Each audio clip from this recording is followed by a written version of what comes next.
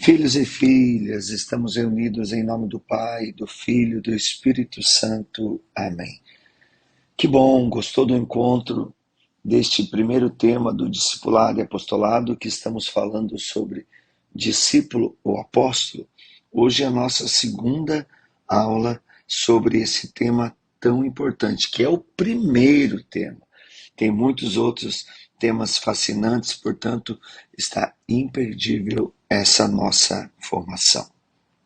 Enquanto você vai compartilhando, convidando outras pessoas para estar aqui, pega a sua caneta, seu papel, sua anotação, porque tem que anotar para depois viver. Como é que foi essa semana na presença do Senhor? Passou mais tempo com Jesus? Enquanto você está aqui conosco, quero te convidar também, seja um evangelizador. Conquiste novas pessoas para as nossas redes sociais, dá um like aí nessa formação, pega esse conteúdo, dá um valeu demais e compartilha para que mais pessoas venham ter acesso. Você sabe que você se torna com isso também um evangelizador. Invoquemos o Espírito Santo. Espírito Santo, alegra-me com a beleza da tua face. Ilumina com a tua luz incriada. Purifica com o sopro de tua santidade incriada. Mergulha-me em ti, tanto quanto um mortal pode desejar. E dá-me de beber das torrentes da água viva, da tua graça, que manam do Pai e do Filho, da graça do teu amor eterno. Vem, Espírito Santo, toma posse do meu coração, do coração de todos que estão fazendo esse discipulado, e informa todas as nossas ações, de sorte que se possa dizer que ages mais do que cada um de nós, e só exista ainda em nós tanta vida, movimento e ação, quanta tu me deres e der a cada um de nós.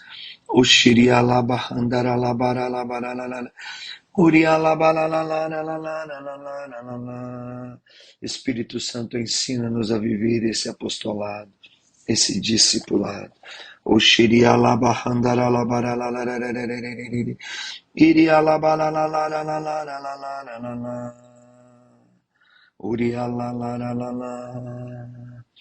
Vamos iniciar então a nossa segunda aula, discípulo ou apóstolo.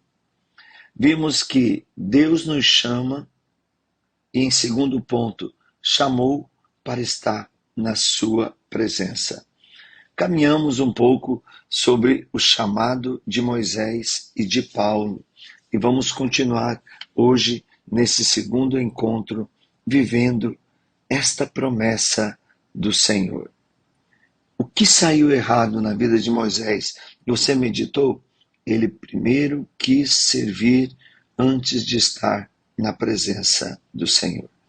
Quis usar dos seus conhecimentos para formar e realizar a obra de Deus. E não quis deixar Deus dar-lhe o conhecimento da sua vontade. Vamos pegar um outro texto hoje, Atos dos Apóstolos, capítulo 9, versículo 20. Perceba, o mesmo fato vai acontecer com Paulo. Logo após o chamado de Deus, ele inicia a pregação da Boa Nova.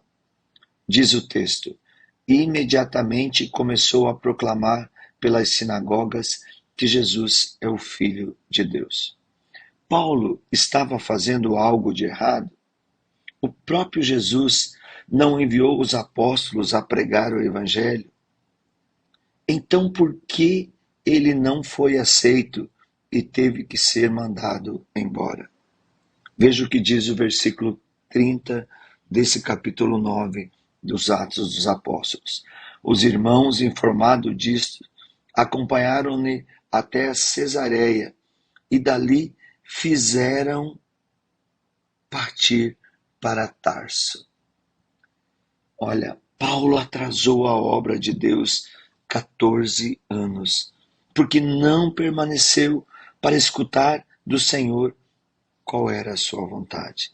Da mesma forma que Moisés, Paulo achou que devia fazer algo para Jesus em troca do seu chamado.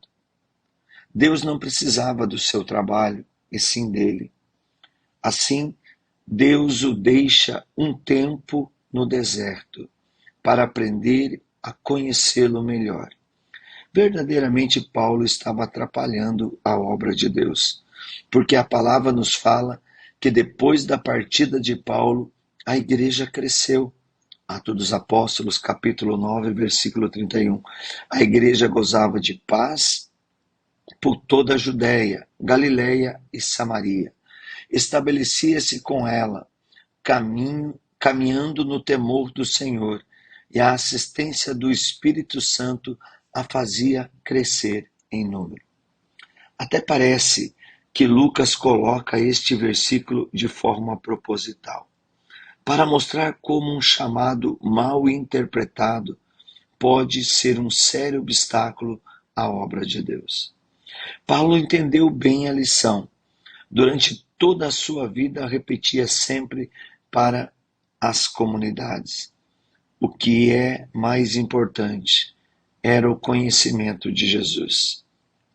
Que o primeiro ato que nós podemos fazer para Deus é conhecê-lo.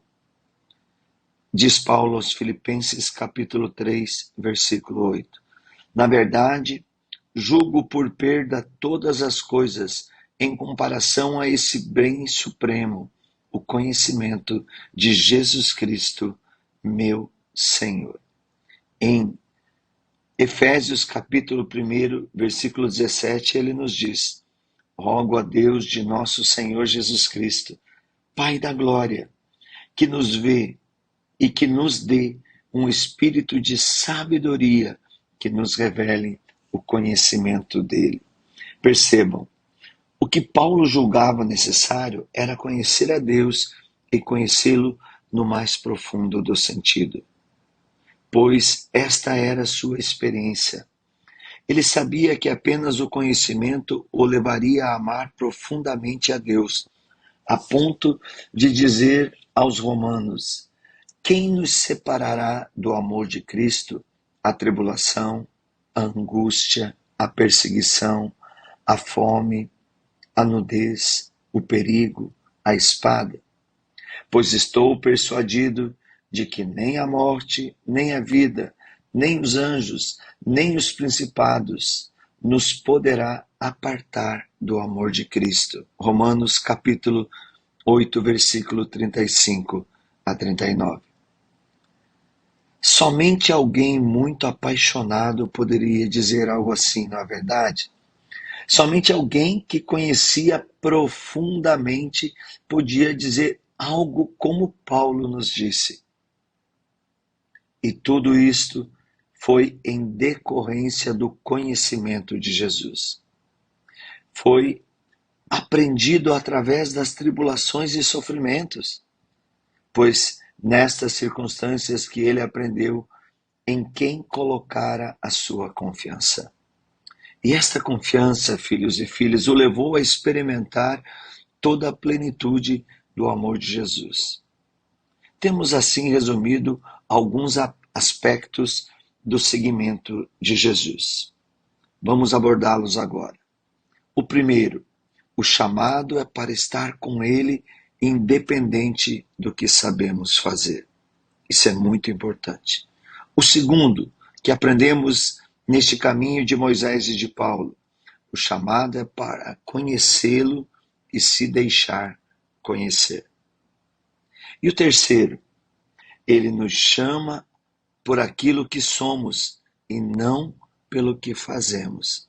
Muitas vezes nós achamos que as nossas qualidades é que traz o conhecimento do chamado de Deus. Não, Deus nos chama por aquilo que somos e não pelo que fazemos.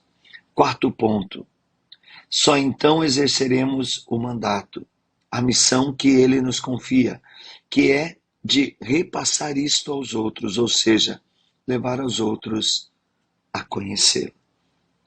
Se não temos esses 4 pontos, é como uma mesa com uma perna quebrada. As outras não vão sustentar o que está em cima daquela mesa. Precisamos ter esse equilíbrio.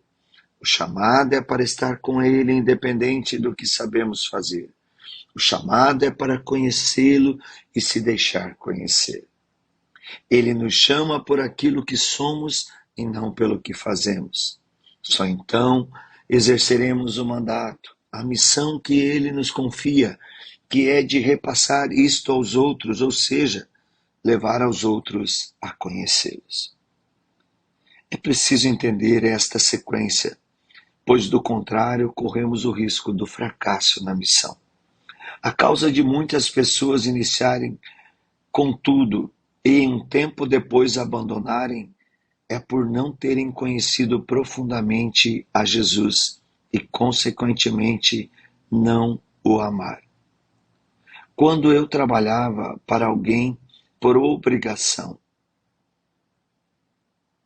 eu me cansava. Mas quando trabalhava motivado pelo amor, não me cansava. Não há cansaço, uma vez que o amor tudo recompensa.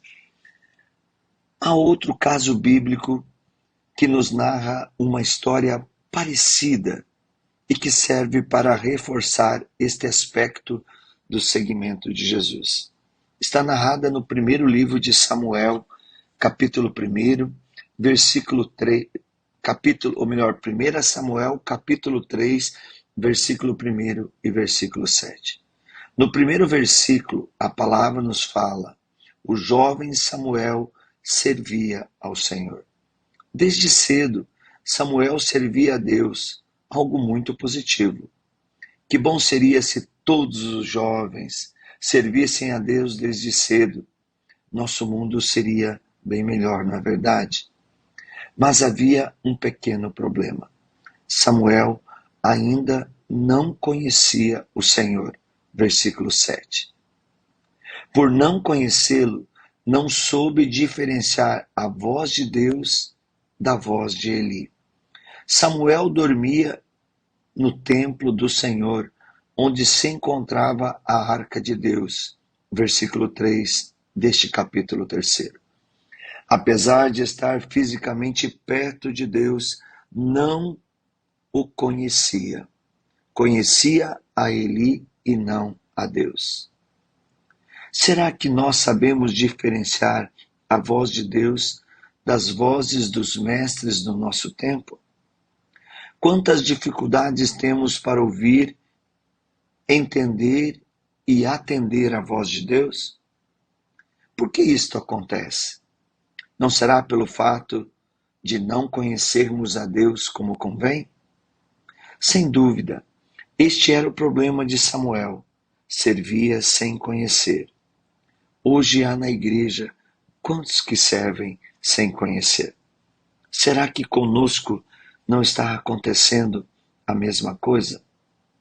Sem dúvida, este era o problema. E o mesmo verbo que a Bíblia usa para dizer que Samuel não conhecia a Deus, ela usa em Mateus capítulo 1, versículo 25. E sem que ele a tivesse conhecido, ela deu à luz. Referindo-se a José e Maria, ela deu à luz sem ser conhecida por José, ou seja, não havia travado um relacionamento mais profundo de intimidade entre esposo e esposa. Portanto, conhecer a Deus significa ter com Ele intimidade. Que coisa mais linda, não? Quero já ir terminando essa nossa segunda aula, já preparando você para o próximo ensino. Outra passagem interessante para analisarmos este aspecto do conhecimento é através de Mateus capítulo 7, versículo 21 a 23. Nem todo aquele que me diz, Senhor, Senhor, entrará no reino do céu, mas aquele que faz a vontade do meu Pai que está nos céus. Muitos me dirão naquele dia: Senhor, Senhor, não pregamos nós em vosso nome? E não foi em vosso nome que expulsamos os demônios? Fizemos muitos milagres? E, no entanto, eu lhes direi: nunca vos conheci. Retirai-vos de mim, operários maus. Filhos e filhas, esta é uma passagem que preocupa a todos os trabalhadores da vinha do Senhor. Trata-se de pessoas que trabalham para Jesus, que realizam milagres e curas em nome de Jesus, mas, no entanto, não o conhecem. E ele está dizendo que o importante não é o que fizeram, mas o que deixaram de fazer. Buscaram o conhecimento de Cristo. Trabalharam para Ele, mas não trabalharam com Ele. Este é um grave erro de estratégia. Trabalhar sem Jesus, para Ele, mas sem conhecê-lo. O discípulo de verdade aprende a conviver e a conhecer seu mestre através, olha só, desta experiência íntima, deixando-se amar e ser amado, amando intensamente o Deus amoroso e criador. Devemos, pois, tomar cuidado para que não nos deixemos envolver em demasia pelo fazer. É necessário buscar equilíbrio entre ser e fazer. Vamos ficar por aqui hoje, vamos à nossa oração, porque essa segunda aula de hoje já dá o gosto da gente querer estar na próxima aula, não é verdade? Te aguardo aqui a semana que vem. Vamos juntos orar agora. Não quero mais viver para mim. Vem, ó Espírito Divino. Quero te amar, te agradar. Quero empregar tudo que me resta de vida. Para este fim te peço. Concede-me o dom da oração, da intimidade, da pertença, do conhecimento de Deus. Vem, Espírito Santo, em meu coração. Ensina-me a praticar, como ensinou a Paulo, a Moisés, com a experiência e com a convivência. Ensina-nos como convém. Dá-nos a força de não deixá-lo por tédio no tempo da aridez.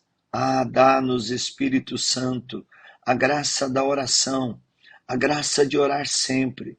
Meu Deus, eu te adoro, eu te amo. Consolador, luz e vida da minha alma, da alma de todos que estão nesta formação, em tua infinita graça, mergulho agora. Oria cantaralaba, oria cantaralabai. O Senhor está dando a graça de que você possa ter sede de estar na presença do Senhor. Ele está te libertando de muitas escravidões, curando de muitas enfermidades. É apenas o segundo encontro desse discipulado.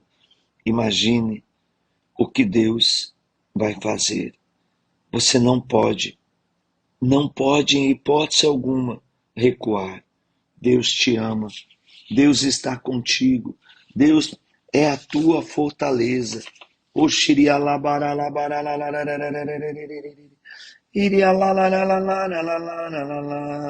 Vamos nesse segundo encontro, já nos consagrar ao Espírito Santo. Espírito Santo, alma da minha alma, eu te adoro. Vida da minha vida, eu te amo. Quero fazer uma aliança de amor contigo. Quero ser fiel na alegria e na tristeza, na saúde e na doença, amando-te, respeitando-te todos os dias da minha vida. Enquanto eu viver, Espírito Santo, farei de tudo para que tu sejas conhecido, amado, adorado, invocado por todos os homens e mulheres da face da terra. Eu te amo, Espírito Santo. Eu te adoro, Espírito Santo. Quero ser possuído por ti, para ser livre de toda a possessão maligna e assim viver bem o meu discipulado, para depois exercer bem o meu apostolado. Oxiriacantaralabaralabaralala. E que o Senhor Deus te dê hoje uma unção de milagre, de paresia, um despertamento de dons carismáticos.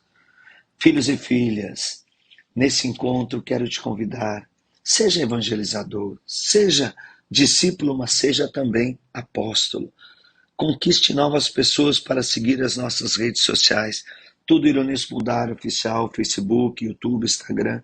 Você pode conquistar também novos seguidores para ajudar a missão, adquirindo os nossos produtos no loja.ironiespudaro.com.br, ou você pode conquistar novas pessoas para estar conosco, isso mesmo, para ser um sustento para as nossas atividades missionárias, pelo nosso Pix 42991082740 ou mensalmente pelo doações.ironiespudaro.com.br.